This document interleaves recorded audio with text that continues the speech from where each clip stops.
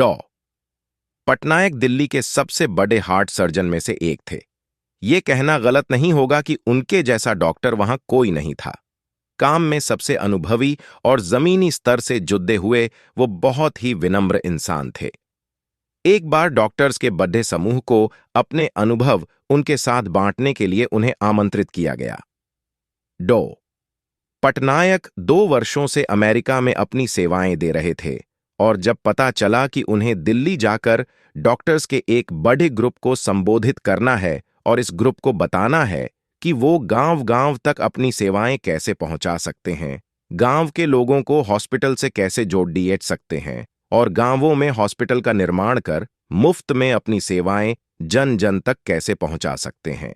उन्हें जब इस बात का भी पता चला कि दिल्ली से कुछ दूर एक गांव में डॉक्टर्स की मीटिंग रखी गई है, तब वे बहुत खुश हुए, क्योंकि डॉ पटनायक दिल्ली के अलावा कई गांवों में अपनी मुफ्त सेवाएं दे चुके थे और उन्हें गांवों के लोग बहुत मानते थे।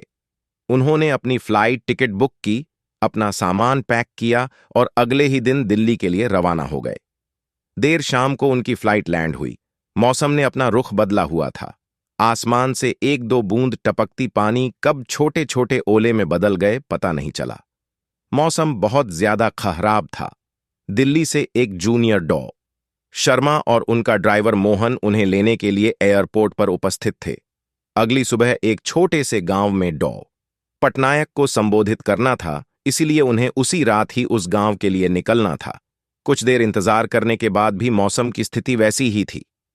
डॉ शर्मा ने मोहन से पूछा, यदि आप गाड़ी चला सकें और रास्ते में किसी तरह की कोई असुविधा न हो तो क्या हम इस मौसम में भी यहां से निकल सकते हैं? हाँ, मैं कोशिश करूंगा, लेकिन गांव जाने के लिए हमें कच्चे रास्तों से होकर जाना पड़ेगा, इसीलिए अभी हम धीरे धीरे आगे बढ़ सकते हैं, मोहन ने कहा। मोहन ने गाड़ी निकाली और तीनों गांव की तरफ आगे बढ़ाने लगे। रास्ता और मौसम दोनों बहुत खराब था, इसलिए वे धीरे धीरे आगे बढ़ रहे थे। कुछ दूरी तय करने के बाद जब वे एक गांव से गुजर रहे थे, तब मोहन को महसूस हुआ कि उसके गाड़ी का एक टायर पंचर हो गया। उसने गाड़ी रोकी और नीचे उतरकर बारिश में भीगते हुए उसने टायर को चेक किया। टायर पंचर था। उस गांव में बहुत अंधेरा था। मौसम खराब होने के कारण वहां बिजली नहीं थी, लेकिन मोहन ने देखा कि पास ही के एक घर से रोशनी आ रही थी। मोहन ने डॉ पटनायक और डॉ शर्मा से कहा कि सर, गाड़ी का टायर पंचर है और टायर बदलने में समय लग सकता है, इसलिए गाड़ी से उतरकर हमें पास के घर में अब भी कुछ समय रुकना होगा, क्योंकि ऐसे बारिश में टायर बदलना भी संभव नहीं होगा। दोनों डॉक्टर्स गाड़ी से नीचे उतरे और पास के ही घर की तरफ, जहां से रोशनी आ रही थी, आगे बढ़ाने लगे। उन्होंने घर का दरवाजा खटखटाया, लेकिन अंदर से किसी भी तरह की कोई प्रतिक्रिया नहीं हुई। उन्होंने इस बार फिर दरवाजा खटखटाया और अब की बार दरवाजे पर एक बूढ़ी अम्मा थीं जो बहुत उम्र की लग रही थीं। माँ जी, हम शहर से आ रहे हैं। मौसम बहुत खराब है और यहां हमारी गाड़ी भी खराब हो गई है। यदि कुछ समय तक आप हमें यहां रुकने दें तो आपकी बड़ी मेहरबानी होगी, डॉ शर्मा ने बूढ़ी अम्मा से कहा। क्यों नहीं, आप सब अंदर आइए, मैं आपके लिए चाय बनाती हूं, बूढ़ी अम्मा ने जवाब देते हुए कहा। ये बिस्तर पर यह छोटा बच्चा क्यों कराह रहा है? इसे क्या हुआ? डॉ पटनायक ने बच्चे की कराह सुनी और बूढ़ी अम्मा से पूछा। अब क्या बताएं साहब, गांव में हॉस्पिटल की सेवाएं नहीं हैं। हर छोटी बड्ढी बीमारी के लिए शहर जाना पड़ रहा है। यह मेरा इकलौता पोता है। शुरुआत में इसे खांसी थी, धीरे धीरे इसकी छाती में दर्द होने लगा और जब मैंने इसके इलाज की प्रक्रिया पता की तो मुझे पता चला कि मेरा पोता एक बहुत बड्ढी बीमारी से जूझ रहा है। इसके हार्ट में बड्ढी समस्या है। कुछ डॉक्टर्स ने बताया कि दिल्ली के एक मशहूर डॉक्टर हैं जो आजकल अमेरिका में रहते हैं और कभी कभी ही दिल्ली आते हैं। वही इसका इलाज कर सकते हैं। इलाज में भी बहुत खर्च है। मेरे पास इतने पैसे नहीं कि मैं अपने पोते का इलाज करा सकूं। गरीबी और हॉस्पिटल न होने के चलते ही मैं अपने बेटे और बहू को भी नहीं बचा सकी। वो भी बीमारी से लाडेसते हुए ही चल बसे।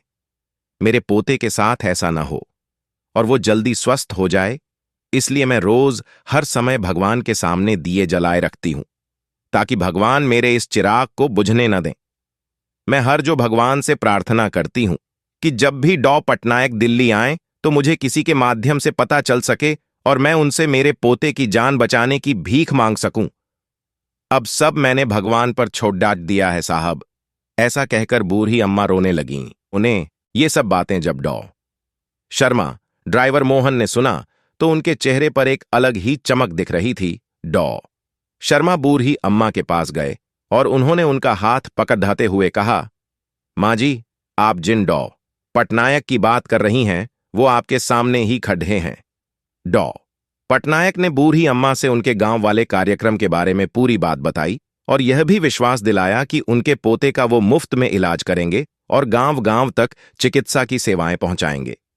यह सुनने के बाद बूढ़ी अम्मा को विश्वास हो गया कि इस दुनिया में विश्वास कितना जरूरी है और उस भगवान पर विश्वास कितना जरूरी है जो आपकी दिल से निकली दुआओं और प्रार्थनाओं को कबूल करते हैं।